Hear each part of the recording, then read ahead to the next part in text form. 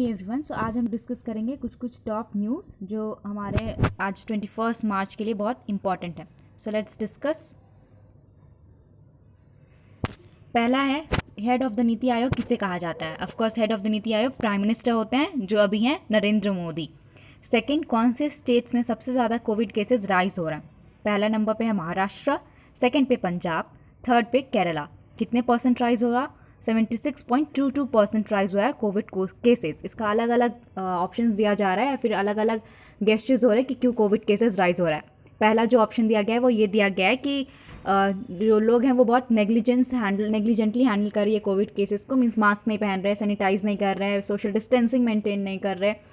तो ये सब चीज़ें जो है इसकी वजह से बोला जा रहा है कि कोविड केसेस बहुत राइज हो रहा है। दूसरा रीज़न जो दिया गया है वो ये दिया गया है कि बाहर के कंट्रीज़ में जैसे कि ब्रिटेन से, ब्राज़ील से, फिर साउथ अफ्रीका से, ये सब अलग अलग स्ट्रेन चल रहा है वहाँ पे कोविड का। वहाँ से लोग यहाँ पे माइग्रेट कर रहे हैं और इसकी वजह से भी बहुत कोविड केसेस राइज हो रहा है। थर्ड है कि रिसेंटली इंडिया किस कंट्री के साथ मिलिट्री या फिर आप बोल सकते हो कि डिफेंस कोऑपरेशन करने के लिए रिजॉल्व किया है या फिर वो अग्री किया है? तो वो यूएसए के साथ किया हुआ है कि ठीक है हम यूएसए के साथ अपना, ऑलरेडी इंडिया और यूएसए का रिलेशन डिफेंस में बहुत अच्छा है। सबसे स्ट्रांग आर्मी मानी जाती है अमेरिका की, उसके बाद चाइना, थर्ड पे इंडिया। लेकिन इसके अभी बावजूद इंडिया और चाइना में कॉन्फ्लिक्ट बहुत चलता है और इंडिया और यूएसए का रिलेशन बहुत अच्छा है। बोला जा रहा था कि जब जो बाइडेन आए थे तो फिर इंडिया का अमेरिका के साथ रिलेशन थोड़ा ख़राब हो सकता था, पर ऐसा कुछ नहीं हुआ है। इंडिया फिर से डिफेंस कोऑपरेशन कर रहा है अमेरिका के साथ। फिर बोला गया है कि which countries are part of the quadrilateral framework. तो क्वाड्रिलैटरल फ्रेमवर्क मेनली इसलिए फॉर्म हुआ था ताकि जो साउथ चाइना सी में चाइना अपना मोनोपोली क्रिएट कर रहा है उसको कंट्रोल किया जाए। तो इसमें कौन कौन सी कंट्रीज थी? तो यूएसए, इंडिया, जापान और ऑस्ट्रेलिया। फिफ्थ क्वेश्चन है, which state government agrees to drop मुख्यमंत्री नेम फ्रॉम अ मुख्यमंत्री घर घर राशन योजना। तो ये जो है वो अरविंद केजरीवाल ने किया है, दिल्ली गवर्नमेंट ने, क्योंकि अरविंद केजरीवाल का कहना है कि वो नरेंद्र मोदी या फिर जो सेंट्रल गवर्नमेंट है उन्हें प्रेशराइज कर रही है कि ये जो स्कीम है घर घर योजना की वो अपने लिए फ़ायदे के लिए वो यूज़ कर रहे हैं। इस वजह से ये कहा जा रहा है कि जो अरविंद केजरीवाल हैं वो ये मुख्यमंत्री घर घर राशन योजना से वो मुख्यमंत्री टर्म हटा देंगे और ये सिर्फ रहेगा घर घर राशन योजना। तो ये कौन सी गवर्नमेंट ने किया है? तो दिल्ली गवर्नमेंट ने किया है। दिल्ली की कौन है सीएम कौन है? तो वहाँ पे है अरविंद केजरीवाल। कौन से पार्टी से हैं? आप पार्टी से। फिर इसके बाद आता है, which government launched education mentoring program. Education mentoring program launch किया है दिल्ली गवर्नमेंट ने, अरविंद केजरीवाल जहाँ के सीएम है। ये स्कीम लॉन्च हुआ है 9 to 12 गर्ल्स स्टूडेंट के लिए ताकि उनका डेवलपमेंट किया जाए, उनको क्यूरियोसिटी डेवलप किया जाए साइंस में, टेक्नोलॉजी में, और यहाँ की जो टीचर्स होंगी वो वेल क्वालिफाइड होंगी। गवर्नमेंट स्कूल्स में ये सब डेवलप होगा और दिल्ली के गवर्नमेंट स्कूल वहाँ के प्राइवेट स्कूल से भी ज़्यादा एडवांस्ड होते हैं। तो ये प्रोग्राम इनिशिएट किया गया है दिल्ली गवर्नमेंट के थ्रू ताकि वहाँ के गर्ल्स स्टूडेंट को नॉलेज प्रोवाइड किया जाए या फिर उन्हें आगे के लिए अपलिफ्ट किया जाए। तो ये प्रोग्राम का नाम है एजुकेशन मेंटरिंग प्रोग्राम। फिर है, which is the oldest mountain range of India. सबसे ओल्डेस्ट माउंटेन रेंज इंडिया का है अरावली रेंज। अरावली का एक न्यूज़ है कि अरावली में पहले माइनिंग बैन कर दिया गया था ताकि वहाँ पे जो इन्वायरमेंट है या जो एटमॉस्फेयर है उसको प्रिजर्व किया जाए, और वहाँ पे फॉरेस्ट कवर बाद में इंक्रीज़ भी हुआ था। लेकिन अभी वहाँ के स्टेट गवर्नमेंट जो है हरियाणा की, उन्होंने पिटीशन फाइल किया है, फिर परमिशन सीक किया है ताकि उन्हें परमिशन मिल जाए कि वो वापस से वहाँ पे माइनिंग शुरू कर सके ताकि उन्हें टैक्सेस मिले और वो स्टेट फंड में वो यूटिलाइज किया जा सके स्टेट के डेवलपमेंट में। तो इस वजह से ये कंसर्न है हरियाणा के लिए या फिर अरावली सराउंडिंग्स के लिए कि अरावली रेंज के अगर आसपास माइनिंग शुरू होता है तो फिर से फॉरेस्ट कवर रिड्यूस हो जाएंगे और वो माइनिंग से बहुत डिस्ट्रक्शन हो सकता है हमारे सबसे ओल्डेस्ट माउंटेन रेंज को। फिर है, which food item is used in elections campaign. Mainly कौन से फूड आइटम्स यूज़ होते हैं? बिरयानी।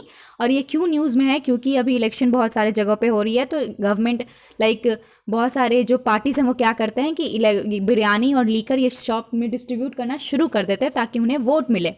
तो इसलिए जो ईसी है हमारी इलेक्शन कमीशन वो बहुत क्लोजली मॉनिटर कर रही है कि इस बार ऐसा कुछ ना हो, और इसकी वजह से इन्वेस्टिगेशन भी हुआ है बहुत सारे बिरयानी शॉप्स पे। तो ये देखने को मिला है, रिपोर्ट आया है हमारे सामने कि अभी जो बिरयानी का उनका सेल है वो पिछले प्रीवियस जो हमारा इलेक्शंस होता था उसके कंपेयर में अभी बिरयानी का सेल बहुत कम हुआ है। तो एक उनके लिए कंसर्न है बिरयानी शॉप्स के लिए, पर हमारे लिए अच्छा है कि अब हमें फ्री एंड फेयर इलेक्शन देखने को मिल रहा है। इलेक्शन कमीशन का प्रोविजन कौन से आर्टिकल में दिया हुआ है इंडियन कॉन्स्टिट्यूशन के? तो वो 324 आर्टिकल में इलेक्शन कमीशन का प्रोविजन दिया हुआ है। इलेक्शन कमीशन में कितने मेंबर्स होते हैं, तो 3 मेंबर्स होते हैं, एक चीफ इलेक्शन कमीशन, 2 ऐसे ही नॉर्मल मेंबर्स होते हैं, लेकिन तीनों के पावर सेम होते हैं। बस फ़र्क इतना होता है कि चीफ इलेक्शन कमीशन दोनों मेंबर्स को प्रिसाइड करता है, लाइक वो मेन हेड होता है, लेकिन पावर तीनों का सेम होता है। अभी कौन है चीफ इलेक्शन कमीशन इंडिया के, तो वो हैं सुनील अरोड़ा। तो ये था हमारा पहला का टॉप 8 न्यूज़। उसके बाद भी नेक्स्ट न्यूज़ आता है जो हम आगे कंटिन्यू कर रहे हैं। तो टॉप 9 न्यूज़ है कि लेफ्ट फ्रंट पार्टी जो है वो कौन सी पार्टी को ज्वाइन की है। लेफ्ट फ्रंट पार्टी जो है वो आईएसएफ यानी कि अब्बास की जो पार्टी है उसको वो ज्वाइन की हुई है, और आईएसएफ का फुल फॉर्म है Indian secular front.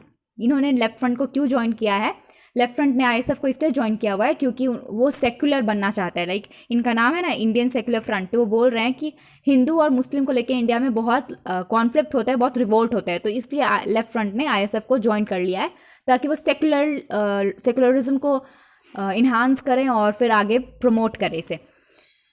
Andaman and Nicobar island का एक न्यूज़ है। अंडमान एंड निकोबार आइलैंड हमारे एक यूनियन टेरिटरी में आता है, और उसका टोटल आइलैंड्स कितना है अंडमान एंड निकोबार आइलैंड का, तो 572 टोटल आइलैंड्स है। कुछ कुछ जैसे लिटिल आइलैंड, फिर बहुत सारा नाम चेंज हुआ था, एपीजे अब्दुल कलाम आइलैंड, ये सब आइलैंड बना है। ये कुछ कुछ फेमस आइलैंड है अंडमान एंड निकोबार का। इसमें जो न्यूज़ था वो दिया हुआ था लेदर बैक टर्टल के बारे में, जो कि बहुत फेमस एक स्पीसीज़ है अंडमान एंड निकोबार आइलैंड की, तो उसे कंजर्व करने के बारे में अंडमान एंड निकोबार आइलैंड का न्यूज़ था। टोटल एरिया कितना है अंडमान एंड निकोबार आइलैंड का, तो 8249 टोटल इसका स्क्वायर किलोमीटर एरिया है। अंडमान एंड निकोबार आइलैंड का कैपिटल क्या है, पोर्ट ब्लेयर। अब एक न्यूज़ था इन्फोर्समेंट डायरेक्टरेट के बारे में। इन्फोर्समेंट डायरेक्टरेट का इंडिया में क्या वर्क होता है, तो ये होता है कि अगर इकोनॉमिक लॉ लाइक कुछ भी पैसा वैसा से रिलेटेड कुछ पैसा वैसे से कुछ रिलेटेड लॉ पास होता है तो उसको देखने के लिए होता है, या फिर कुछ इकोनॉमिक इनकम का इधर लाइक कुछ करप्शन और अगर मिसयूज़ होता है फंड का तो वो कौन देखता है, तो controller and auditor general of India वो देखता है। और ये जो इन्फोर्समेंट डायरेक्टरेट आता है वो कौन से डिपार्टमेंट का है, तो रेवेन्यू डिपार्टमेंट का है। और ये कौन से मिनिस्टर के अंदर में आता है, तो मिनिस्ट्री ऑफ फाइनेंस के अंदर में ये आता है इन्फोर्समेंट डायरेक्टरेट। इसका मेन काम यही है कि अगर कुछ भी इकोनॉमिक क्राइम हो रहा है या इकोनॉमिक लॉ का इम्प्लीमेंटेशन हो रहा है, इन्फोर्सिंग हो रहा है, वो सब चीज़ों को देख रेख करना। अब एक आता है मेडिकल न्यूज़ के बारे में, वो था ब्रेस्ट कैंसर के बारे में। ब्रेस्ट कैंसर क्या होता है, लाइक ये बहुत कॉमन हो गया है, इस वजह से ये जो टाइप ऑफ कैंसर है ये बहुत कॉमन है।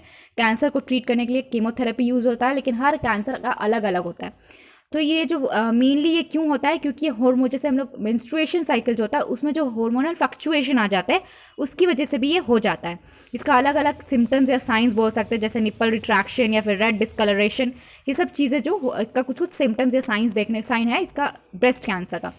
जो बेस्ट टाइम है कि हम देख सके कि लाइक होता है ना कि कोई भी चीज़ का कि वो कब पहला साइन, इंक्यूबेशन पीरियड के पहला साइन कब हुआ और सही में वो डिजीज़ कब हो गया, तो वो टाइम होता है एक देखने का। तो वैसे ही ब्रेस्ट कैंसर का जो अगर एग्जामिन करना है कि वो हुआ है कि नहीं हुआ, तो बेस्ट टाइम होता है कि आप अपने 7th डे या 14th डे के बीच में, मेंस्ट्रुएशन साइकिल के 7th डे या 14th डे के बीच में आप चेक कर लो कि आपको है कि नहीं है, क्योंकि मेनली होता है हार्मोनल फ्लक्चुएशंस हो जाते हैं मेंस्ट्रुएशन साइकिल के टाइम पे, उसकी वजह से ये हो जाता है। इसका ट्रीटमेंट क्या क्या है, इसका ट्रीटमेंट का अलग अलग स्टेप्स है, जैसे सर्जरी है, कीमोथेरेपी है, टारगेटेड थेरेपी है, रेडिएशन है, हार्मोनल थेरेपी है। तो कीमोथेरेपी मेनली होता है इस डिजीज़ का आंसर का डिजीज़ के ट्रीटमेंट के लिए, लेकिन क्योंकि ये अलग अलग टाइप है तो अलग अलग इसका प्रोसेस फॉलो होता है। फिर न्यूज़ है कि who is elected as RSS general secretary, तो कौन इलेक्ट हुए आरएसएस जनरल सेक्रेटरी, तो डी होसबेल इलेक्ट हुए हैं एज आरएसएस जनरल सेक्रेटरी। फिर है which Indian state ask for Narendra Modi to concern for Myanmar, because क्योंकि मिजोरम ने ये कंसर्न लिखा है, लेटर लिखा है नरेंद्र मोदी को कि ऐसा म्यांमार हमारा नेबरिंग कंट्री है तो हम अपना आंख बंद नहीं कर सकते, वो भी हमारी नेबरिंग कंट्री है और इसका सिचुएशन हम जानते हैं कि बीइंग अ डेमोक्रेटिक कंट्री, कि वहाँ पे बहुत फेमस एक लीडर है ऑन्ग सैन सूची और उनका बुक का नाम है फ्रीडम फ्रॉम फियर। तो वो जो एक फेमस लीडर है उनको डिटेन कर लिया गया, उन पर अलग अलग चार्जेस लगाए जा रहे हैं, एलिगेशंस लगाए जा रहे हैं।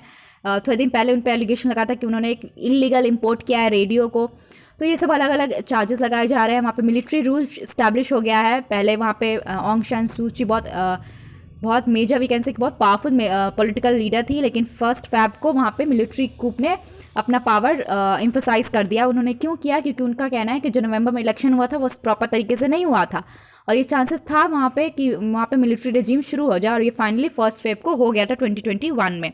तो इसी को कंसर्न में लेते हुए नरेंद्र मोदी को मिजोरम के गवर्नमेंट सीएम ने लिखा है, जिनका नाम है जोरामथांगा, उन्होंने लिखा है नरेंद्र मोदी को कि हम अपना आंख बंद नहीं कर सकते, हमारे वो नेबरिंग कंट्रीज़ है, वहाँ से बहुत पॉलिटिकल लीडर्स हमारे यहाँ आ रहे हैं। इनिशियली 1-2 आते थे, लेकिन अभी नंबर 400 पहुँच चुका है। तो आप उनका कुछ देख रेख कीजिए, कुछ कंसर्न बताइए, क्योंकि सब कंट्रीज़ जो है उसके बारे में लिख रही है। तो हमें भी, हमारा भी ये फ़र्ज़ बनता है, क्योंकि being a neighbour country we should try to resolve those problems. So अब नेक्स्ट न्यूज़ पे आते हैं। नेक्स्ट है कि हु वॉज जीवी Ramakrishna who recently died.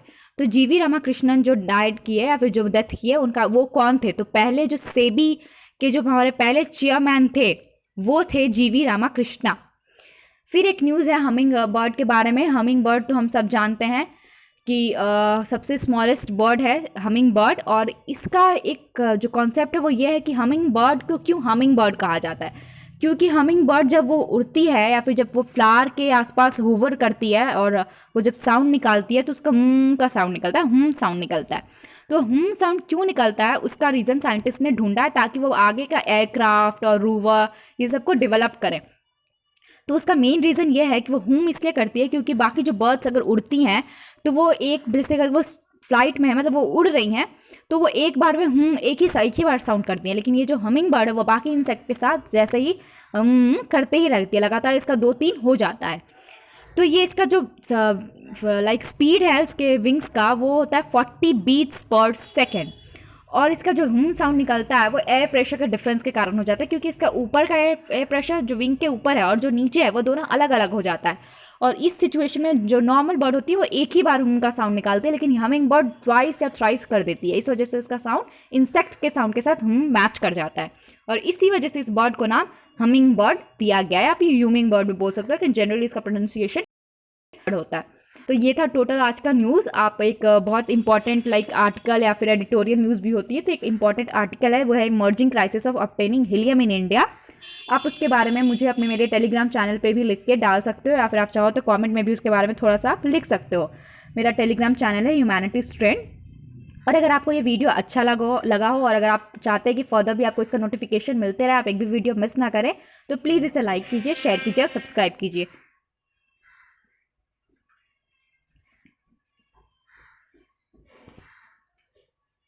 Thank you.